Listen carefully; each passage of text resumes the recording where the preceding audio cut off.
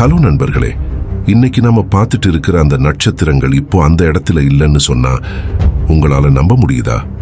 அப்போ நம்ம பார்க்கிறது ஒருவேளை பொய்யா? நம்மளால அங்க நேரடியாக போய் பார்க்க முடியுமா? அது சாத்தியமா? எல்லாத்துக்குமே ஒரே விடைதான். வாங்க பார்க்கலாம்.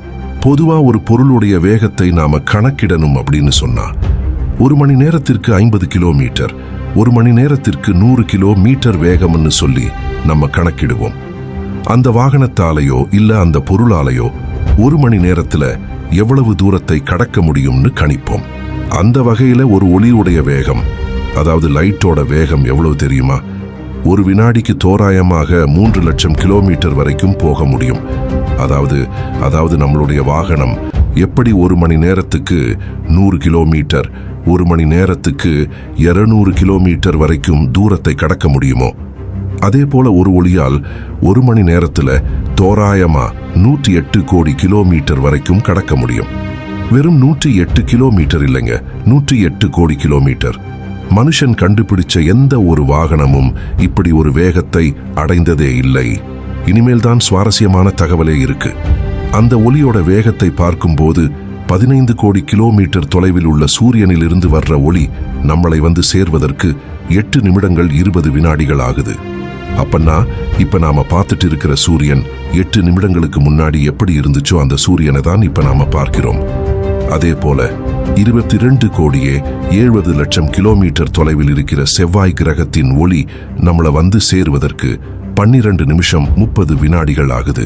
இதே வேகத்துல நம்ம போனோம்னு சொன்னா பக்கத்தில் இருக்கிற நட்சத்திரமான பிராக்சிமா செஞ்சுரி 4.25 ஒளி ஆண்டு தொலைவில் இருக்குது.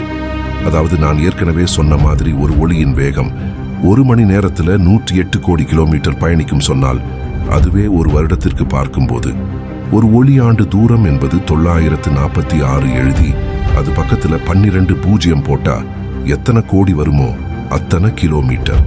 அப்போ 4.25 ஒளி ஆண்டு அப்படின்னு சொன்னா எவ்வளவு தூரம் இருக்கும் என்பதை கற்பனை பண்ணிக்கோங்க.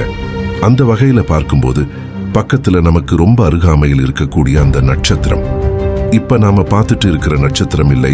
4.25 ஒளி ஆண்டுக்கு முன்னாடி எப்படி இருந்துச்சு அதை தான் நாம இப்ப பார்க்கிறோம். ஒருவேளை அந்த நட்சத்திரத்தில் ஏதாவது ஒரு உயிரினம் நம்மள அங்கிருந்து பார்க்கிறாங்க அப்படின்னு சொன்னா 4.25 ஒளி ஆண்டுக்கு முன்னாடி பூமியில என்ன தென்பட்டதோ அதை தான் அவங்க பார்ப்பாங்க. நாம இப்ப இருக்கிற இந்த மனுஷங்களை அவங்க பார்க்க மாட்டாங்க. என்ன நண்பர்களே, ஒரே அதிர்ச்சியா இருக்குதா? இன்னும் பேரதிர்ச்சியோட பல தகவல்களுடன் உங்களை மீண்டும் சந்திக்கிறேன். வீடியோவை லைக் பண்ணுங்க, கமெண்ட் பண்ணுங்க, ஷேர் பண்ணுங்க. இன்ஃபோ சர்ச் சேனலை சப்ஸ்கிரைப் பண்ணுங்க. பாய்.